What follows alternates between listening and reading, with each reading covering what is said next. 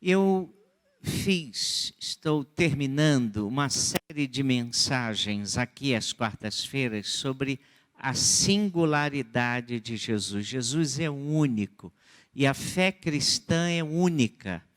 A fé cristã é diferente, a mensagem cristã é diferente de todas as outras religiões. E há alguns aspectos na pessoa, nas promessas de Jesus, nas verdades aplicadas à nossa fé, que são totalmente diferentes de tudo aquilo que você vê, ouve em qualquer outra religião. E na quarta-feira passada eu falei da singularidade de Jesus na questão da morte. Mostrei que as três grandes religiões, o hinduísmo, o budismo e também budismo, agora daqui a pouco sai, e falei como eles encaram a morte, e falei das incertezas que a mensagem delas abrigam no coração dos seus fiéis. E o Novo Testamento, sobre a morte, apresenta Jesus prometendo vida eterna ao que nele crê, ao que nele o segue. E eu lembro que naquela altura eu citei, para ilustrar as promessas de Jesus, citei João 14, de 1 a 3, Jesus, naquela última semana que antecedia a sua morte, dizendo para os seus discípulos: não se perturbe o coração de vocês, creiam em Deus, creiam também em mim. Na casa de meu pai há muitos aposentos, se não fosse assim, eu lhes teria dito: vou preparar-vos lugar.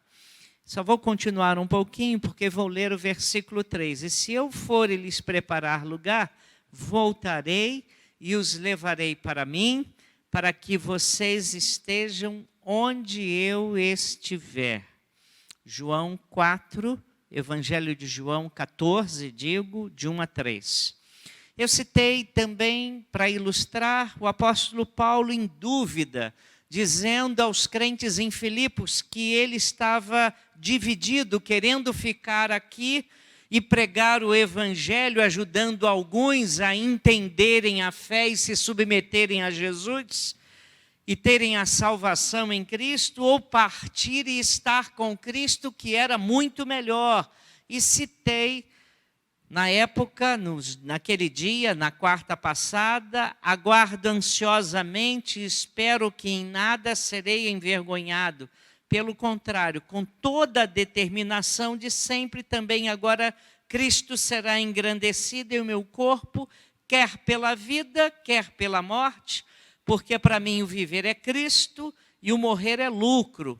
Caso continue vivendo no corpo, terei fruto do meu trabalho, já não sei o que escolher. Estou pressionado dos dois lados, desejo partir e estar com Cristo, que é muito melhor. Mas eu vou ler ainda um pouco mais. Contudo, é mais necessário por causa de vocês que eu permaneça no corpo.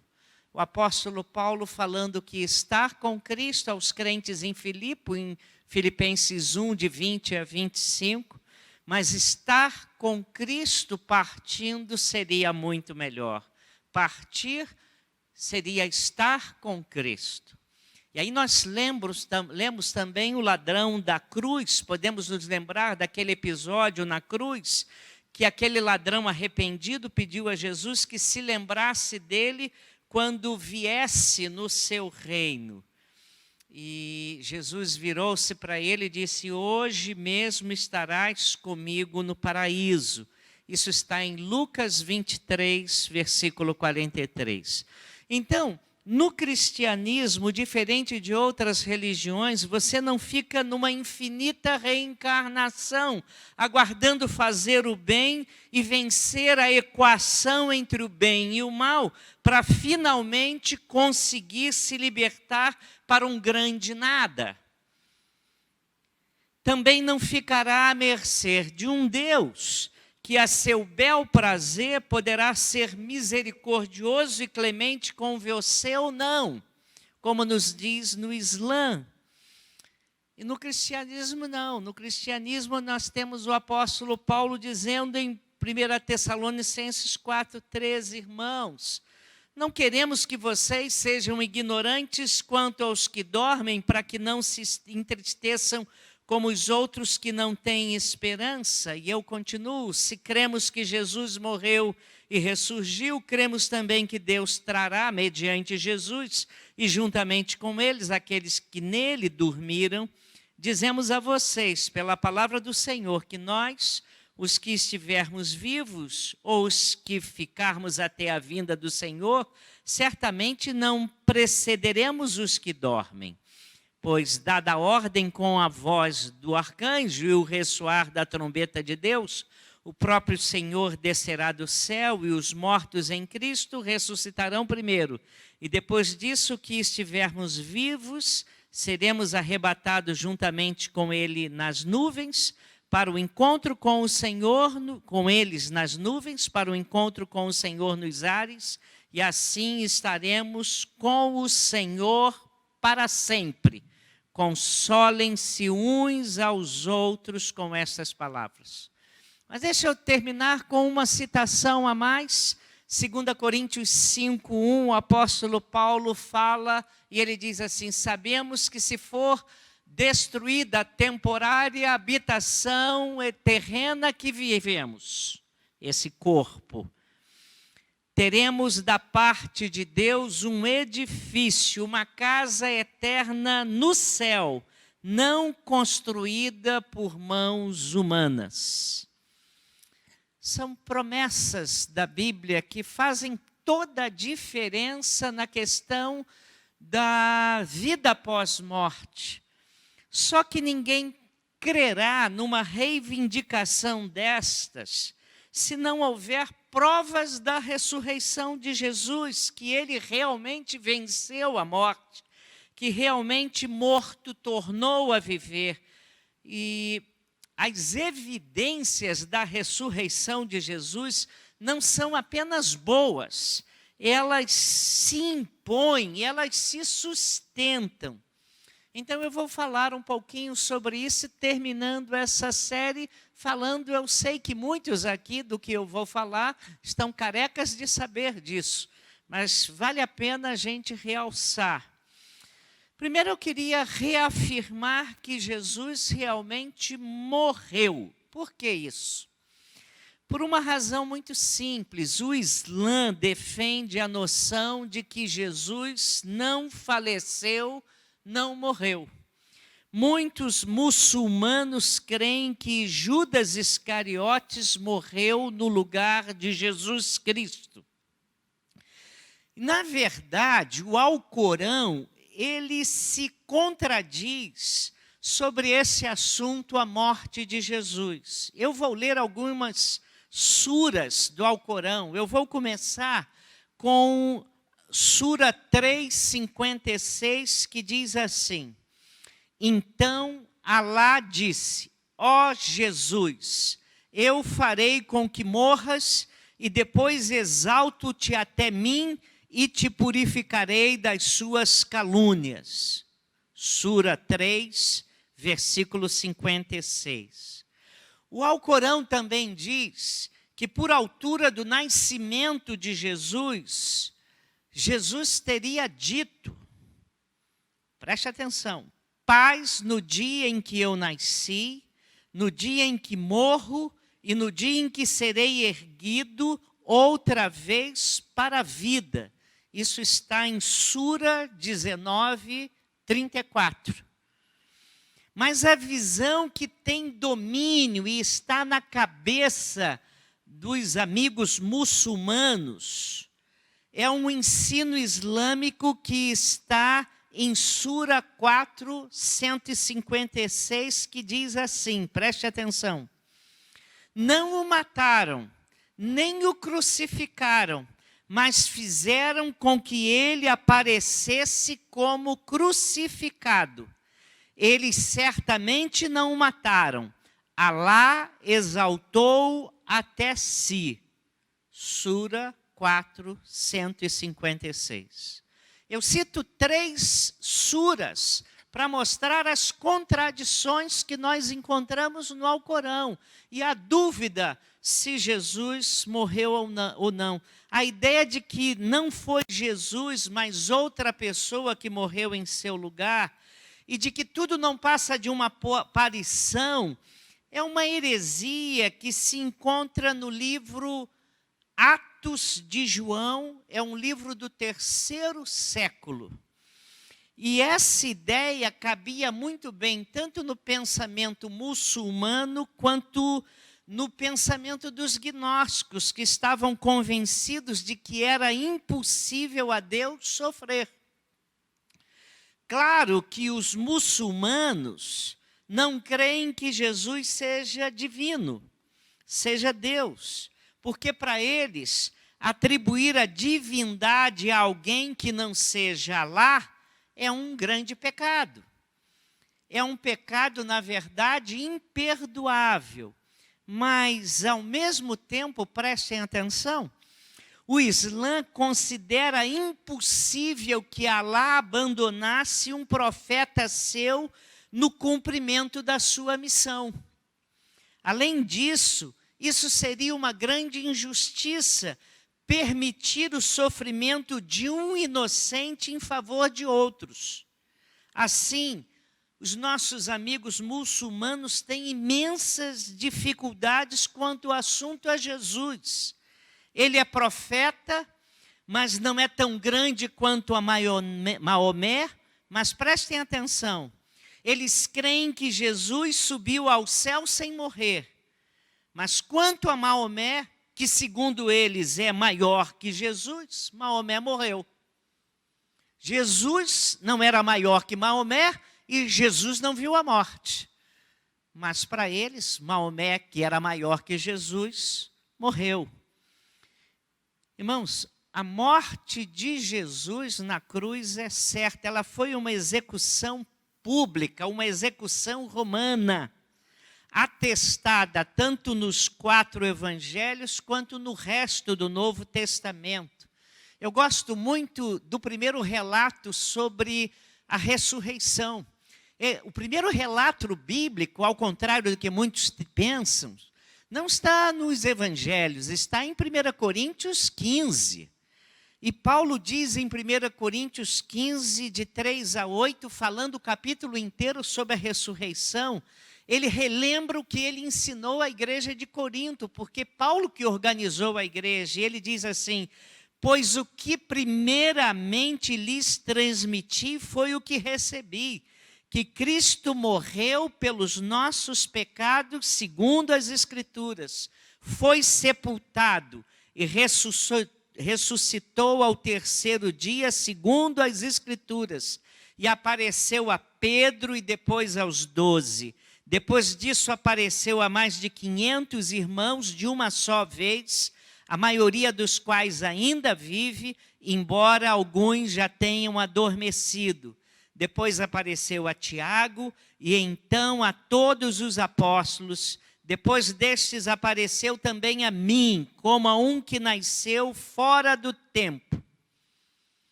Isso é o início de Paulo no assunto dele sobre a ressurreição. Ele enfatiza: Jesus morreu e foi sepultado.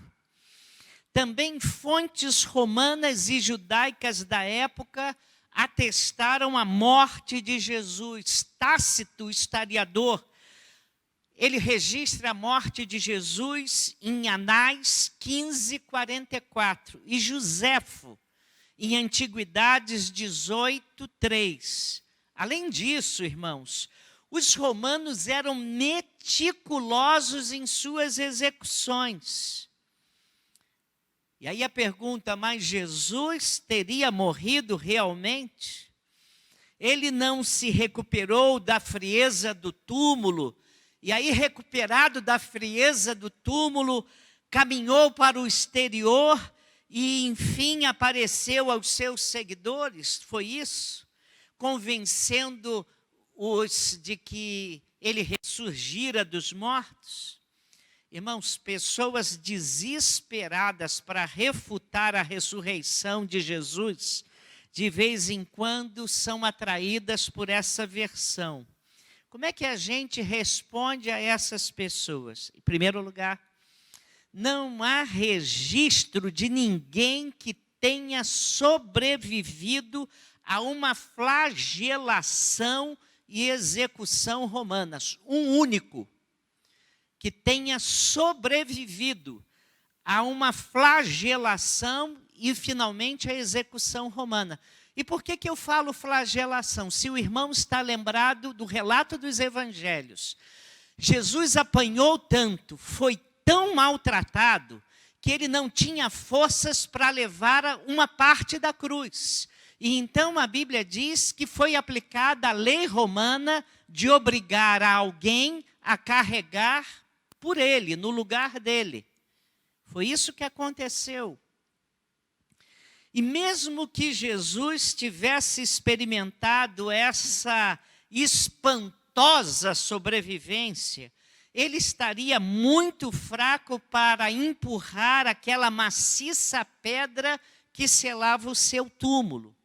Aliás, se o irmão está lembrado, essa era a preocupação das mulheres que, na madrugada de domingo, quando iam levar especiarias para o corpo de Jesus. Isso está em Marcos, no Evangelho de Marcos, capítulo 16, de 1 a 4, leio logo o início. No primeiro dia da semana, bem cedo, ao nascer do sol, elas se dirigiram ao sepulcro, perguntando umas às outras: quem removerá para nós a pedra da entrada do sepulcro? É essa a preocupação delas. Mas quando foram verificar, viram que a pedra, que era muito grande, havia sido removida, diz o versículo 4. E mesmo que Jesus tivesse força suficiente para remover, tivesse conseguido, ele não morreu.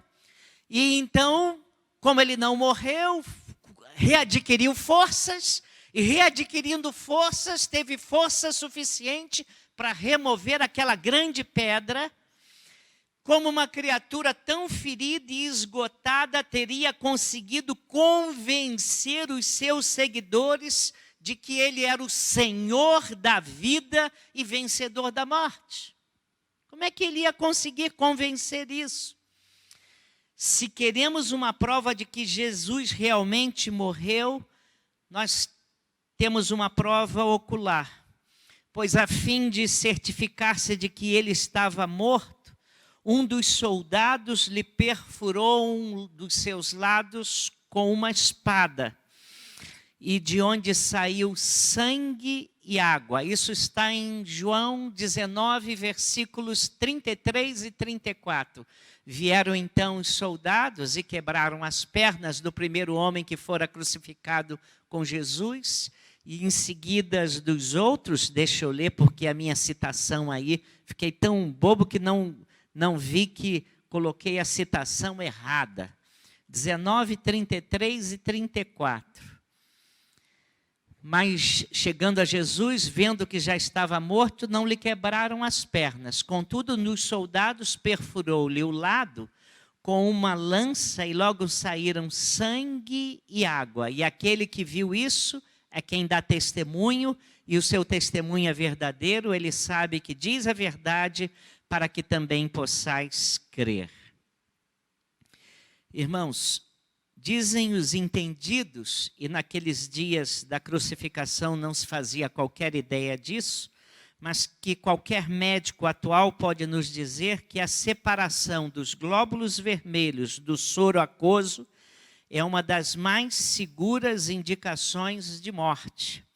Isso nos dá uma prova positiva de que Jesus estava realmente morto. Agora a pergunta é: teriam os seus inimigos removido o corpo de Jesus? E a resposta é não. Pois se eles tivessem removido o corpo, roubado o corpo, assim que começassem a anunciar a ressurreição de Jesus, eles logo trariam os restos mortais de Jesus para provar que aquilo era uma incoerência muito grande. Quando os discípulos começaram a dizer que ele ressuscitou, poderiam desenterrá-lo. E os amigos e os discípulos poderiam ter roubado o corpo. Mas eu quero chamar a sua atenção que os seus amigos e discípulos estavam desanimados e estavam com muito medo. Certamente eles se lembravam daquelas palavras ditas por Jesus em João 15, naquela última semana. E Jesus disse assim: recordai-vos das palavras que eu vos disse, nenhum escravo é maior do que o seu senhor. Se me perseguiram, também vos perseguirão. João 15, 20, segundo a King James. Naquela altura, eles achavam que seguiram a um líder em descrédito. Um líder, Jesus, que for executado, e então todas as suas esperanças ruíram. Eles não esperavam que Jesus regressasse à vida.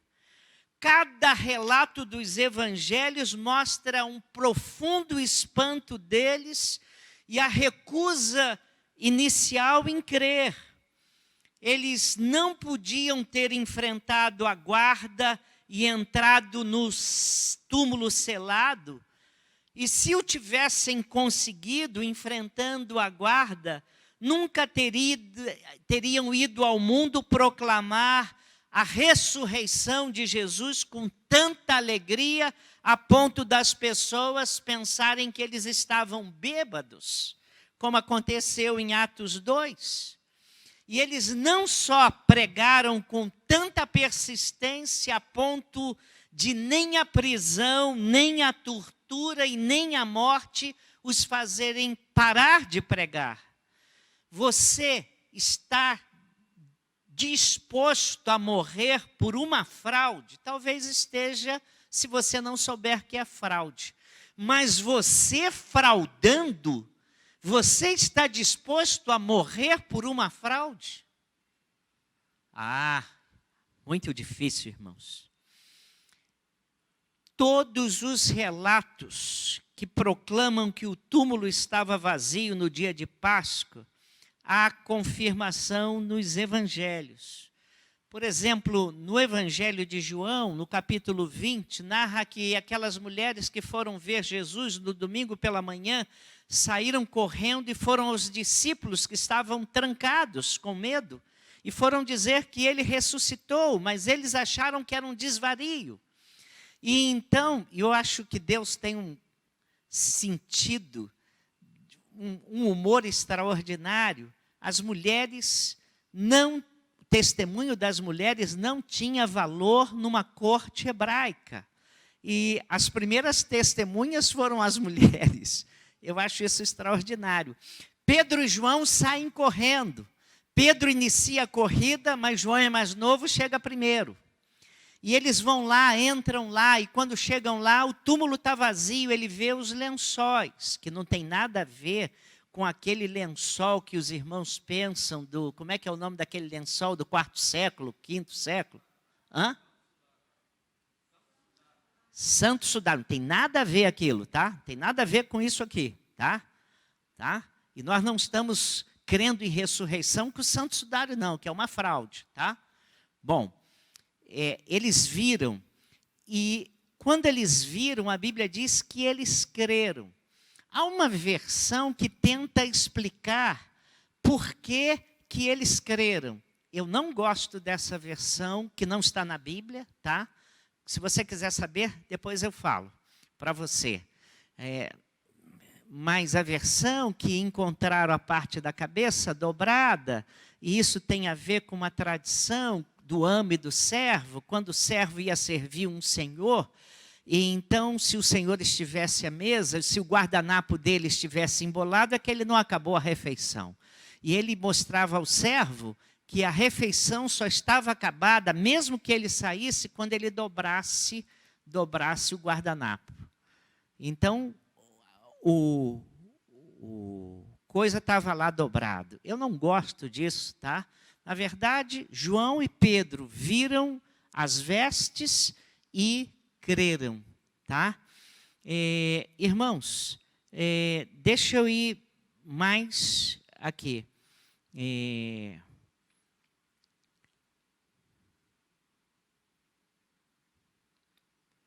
Mas o túmulo vazio não é a única evidência de que Jesus conquistou a morte. A igreja cristã nasceu por causa dessa Páscoa. E, originalmente, o cristianismo pouco se diferenciava do judaísmo. Até os judeus pensavam que era uma espécie de mais uma seita que estava surgindo. Até que vem a convicção de que Jesus era o libertador final de Deus, que fora crucificado e ressuscitara dos mortos. Como disse o apóstolo Paulo em Romanos 1:4, declarado Filho de Deus em poder, segundo o Espírito de santificação, pela ressurreição dos mortos, Jesus Cristo nosso Senhor. E essa convicção invadiu o mundo. E isso hoje está alastrado pela toda a humanidade. E a igreja primitiva tinha 3 grandes características, irmãos. E em todo lado, como hoje, a igreja tem 3 características. Tem um dia especial. Qual é o dia especial que a igreja se reúne? Domingo. A igreja tem um rito especial. Por que a igreja se reúne no domingo? Por quê? Caramba, eu estou envergonhado aqui dos irmãos. Os irmãos estão dormindo. Eu tô quase... Por quê? Falem alto. Por quê? Porque Jesus ressuscitou no domingo. A igreja tem um rito de iniciação especial. Qual é? E o que é batismo? Batismo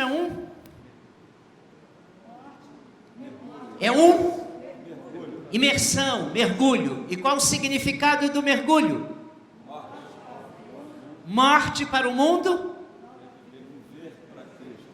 E aí a Bíblia diz que nós nos identificamos com a morte de Cristo, o sepultamento de Cristo e com a sua ressurreição. O rito inicial tem a ver com a morte e ressurreição de Jesus. Mas nós temos também como igreja, a igreja cristã tem uma refeição inicial. Uma refeição, especial. Qual é?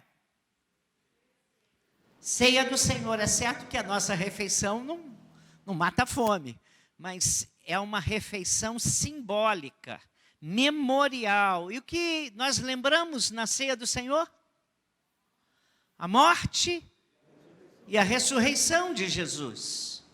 Né? Esses 3 grandes ensinos da igreja estão intimamente ligados com morte e ressurreição de Jesus. Todos os 3 são inconcebíveis se a ressurreição de Jesus não for um fato. Os crentes batizavam numa união simbólica com Jesus e na sua morte e ressurreição. Colossenses 2:12, botei aí. Isso aconteceu quando vocês foram sepultados com ele no batismo e com ele foram ressuscitados mediante a fé no poder de Deus que o ressuscitou dentre os mortos. Colossenses 2:12. Comiam a refeição memorial com exultação e alegria na presença do seu Senhor ressurreto, celebrando a ceia do Senhor, e conseguiram mudar o dia do repouso, do sábado, que era em honra do fato de Deus ter concluído a sua obra da criação, para o domingo, em honra do fato de Deus ter ressuscitado Jesus do sepulcro. Jesus ressuscitou num domingo. O Espírito Santo veio à igreja num domingo, porque Pentecostes são 50 dias depois da Páscoa. 7 vezes 7. Aula de matemática agora. 7 vezes 7, 49. Mais um dia, 50.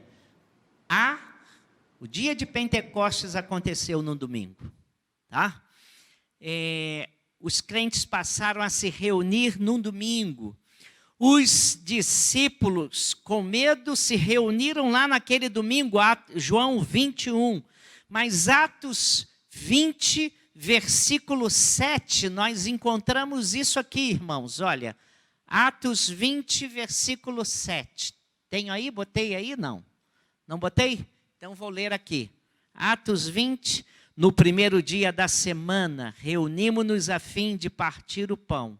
Paulo, que estava para sair no dia seguinte, falava-lhes, tendo-lhe prolongado seu discurso até a meia-noite. Em 1 Coríntios 16, versículo 1 e 2, quando a igreja estava se preparando para ajudar os irmãos da Judeia que estavam passando necessidade. Quanto à coleta para os santos, fazei vós também o mesmo que ordenei às igrejas da Galácia. Ele ordenou à igreja de Corinto, mas ordenou às igrejas da Galácia.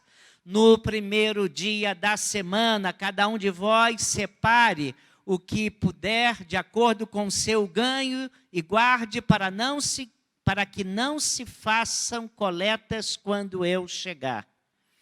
Era coleta para os santos no primeiro dia da semana. Em Apocalipse 1, versículo 10, João teve a revelação no dia do Senhor. Que dia era o dia do Senhor? Que dia era o dia do Senhor?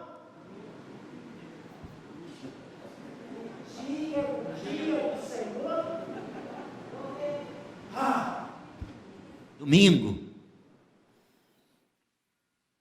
Domingo, irmãos. O dia da ressurreição. Então, é inconcebível que os cristãos tenham inventado qualquer um dessas coisas, se a ressurreição de fato não tivesse ocorrido. Depois da ressurreição, não parou por aí. Jesus apareceu a algumas pessoas e a um grupo grande de pessoas. Paulo escreveu a carta aos Coríntios, uns 20 anos depois da ressurreição de Jesus. E ele recorda aos seus leitores a importância fundamental da ressurreição e diz que toda a sua fé depende dela. E aí ele diz que Jesus ressurreto apareceu a Pedro. Qual a peculiaridade de ter aparecido a Pedro? O que houve na vida de Pedro de tão especial? Pedro o negara. Pedro havia negado a Jesus. E Jesus havia, inclusive, avisado a ele que ele negaria. Jesus apareceu aos 12. O que aconteceu com aqueles outros? Na hora da crucificação, o que eles fizeram? Fugiram. Tá? Ele apareceu a mais de 500 pessoas, presumivelmente na Galileia, onde a maior parte do ministério de Jesus ocorrera. Ele apareceu a Tiago, seu irmão. Qual é a importância dele ter aparecido a Tiago, seu irmão? Se você for ao Evangelho de João, Tiago é um incrédulo. Tiago não crê em Jesus. Mas quando você vai ao livro de Atos, Tiago já é um crente. Tiago não cria em Jesus nos dias do seu ministério. E ele apareceu a Paulo. Qual é a importância de ter aparecido a Paulo?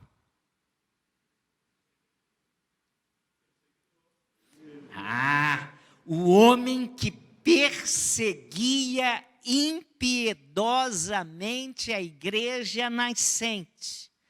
Então, irmãos, além das mulheres que descobriram o túmulo vazio na Páscoa, além disso, temos a aparição dele aos pescadores em João 21. apareceu a um discípulo cético que disse: se eu não vir, se eu não tocar, eu não vou crer, né? Apareceu a um fanático adversário fariseu, apóstolo Paulo, que se tornou apóstolo Paulo. Apareceu a 500 pessoas comuns e muitas delas ainda viviam quando Paulo escreveu 1 Coríntios 15, que é o capítulo da ressurreição. Mas, irmãos, para terminar, sem querer esgotar o assunto, talvez a prova mais convincente seja a forma como a vida desses primeiros discípulos foi completamente transformada após a sua ressurreição. Pedro, o covarde, que negou o seu mestre diante de uma serva, agora não conseguia se acovardar, mesmo ameaçado de prisão ou de sentença de morte pelos líderes judeus, os mesmos que haviam condenado e haviam levado Jesus para ser condenado pelas autoridades romanas. Tomé saiu de uma incredulidade para uma fé ardente. Tomé disse, ajoelhado: Senhor meu, Deus meu. Foi o primeiro no registro da Bíblia a afirmar que Jesus era Deus e Deus dele. Tiago, o irmão cético, tornou-se um crente fiel e foi líder da igreja de Jerusalém. Ele foi o primeiro pastor da igreja de Jerusalém. Foi ele quem liderou o concílio, o primeiro concílio da igreja cristã. Ele apareceu ressurreto ao impiedoso perseguidor da igreja, Paulo, e Paulo se tornou o mais intrépido apóstolo dentre todos. E por derradeiro de todos, Paulo diz assim, e por derradeiro de todos, apareceu também a mim, naquele capítulo de 1 Coríntios 15, versículos 7 e 8. Deixa eu terminar. Billy Graham, em 1980, ele recebeu uma concessão da União Soviética, querendo fazer um agrado e querendo ficar bem com o mundo. E eles concederam que Billy Graham fosse à União Soviética e pregasse na União Soviética. E no domingo da ressurreição, ele foi na Páscoa. No domingo da ressurreição, ele foi com um representante do Estado soviético a uma aldeia russa. E eles reuniram os habitantes daquela aldeia.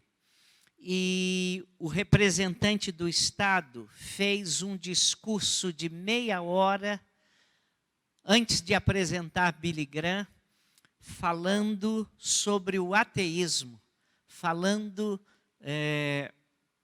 contra a religião, falando sobre tantas coisas ligadas ao ateísmo. E depois que ele falou por meia hora, ele virou-se para um soviético crente e disse assim: você tem 5 minutos para refutar tudo o que eu disse. E aquele homem disse: não preciso de 5 minutos, preciso de 5 segundos. E gritou para a aldeia: Jesus ressuscitou. E toda a aldeia respondeu: na verdade, ele ressuscitou. Foi assim que acabou aquela história, né? Irmãos, a ressurreição de Jesus não é um conto de carochinha. Ela está fincada em bases bem sólidas. Ela nos dá uma alegria. Por isso nós temos a explicação também para a nossa conversão. Você já teve um encontro com Jesus vivo?